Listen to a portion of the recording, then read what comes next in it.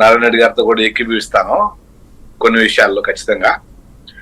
ఒకటి ఏంటంటే నాకు అనిపించింది ఏంటంటే ఇంకా 19 రోజులు క్యాడర్ని మెయింటైన్ చేయాలా, జిల్లాల్లో గ్రామాల్లో రేపు కౌంటింగ్ రోజు కూర్చోవాలి. జనాలు కూర్చోవాలంటే ఒక స్ట్రాటజికల్ గా మనం వచ్చేస్తాం మనం జస్ట్ రేపు బొత్స గారితో కూడా ఇవాళ మన ప్రెస్ మీట్ లో కూడా మాడిచ్చారు. ఏమనంటే 9నే విశాఖపట్నంలో ముఖ్యమంత్రి గారి ప్రమాణ స్వీకారం జగన్మోహన్ రెడ్డి గారితో కూడా చేయించారు, ప్రకటన చేయించారు.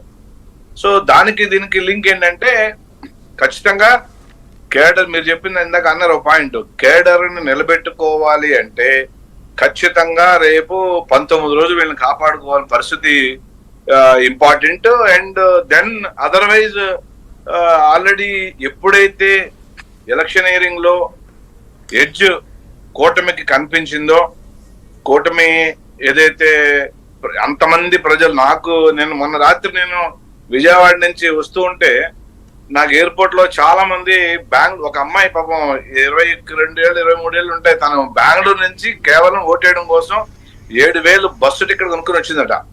సో మళ్ళీ వెళ్తున్నాం అంటే ఫ్లైట్, మరి బస్సులు లేవండి, 7,000 అయినా లేదంటే ఫ్లైట్ కి వెళ్తున్నానని చెప్పింది.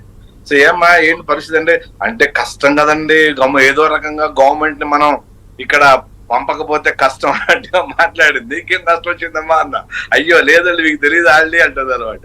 సో ఆ విధంగా ప్రజలు కొద్దిగా బయట ఉన్న వాళ్ళు ఎక్కువగా ఎందుకు రాగలిగారు అనేది అర్థమైంది. ఒక 5-6 మందితో మాట్లాడితే ఫ్లైట్ లో ఢిల్లీ నుంచి కూడా 2 వచ్చారు, మళ్ళీ వాళ్ళు అదే ఫ్లైట్ కి మొన్న రాత్రి ఢిల్లీ వస్తూ ఉన్నారన్నమాట. సో అంచేత ఒకటి స్ట్రాటజీల మీద ప్రైవేట్ కంపెనీల మీద ఆధారపడి ఎలక్షన్స్ చేసే పరిస్థితి వచ్చింది. నెంబర్ 2 ఏంటంటే ఏదైతే ప్రజా వ్యతిరేకతని కప్పిపుచ్చుకోవడం కోసము ఖచ్చితంగా ఇలాంటి స్ట్రాటజీలు ఉంటాయి. వాళ్ళేమి అంటే నేను కొంతమంది ఇద్దరు నాకు తెలిసినటువంటి 2 మంత్రులతో ఏదో ఇంటరాక్ట్ అవుతూ ఉంటే ఎలక్షన్ అయిన తర్వాత ఎలా ఉంది ఏంటో దాన్ని అడిగారు, నాకే ఫోన్ చేశారు, ఏంది ఏమనుకుంటున్నారు ఏంటంటే నేనన్నా మరి కష్టం కదా మీది కూడా కష్టం అంటున్నారంటే లేదు నేను 25,000తో గెలుస్తా అన్నాడు ఒక మినిస్టర్ గారు. నేనన్నా మరి మీది లాస్ట్ టైం కష్టంగా గెలిచారు కదండి అంటే లేదు కాన్ఫిడెన్స్ ఉంది నాకు గెలుస్తా అన్నాడు.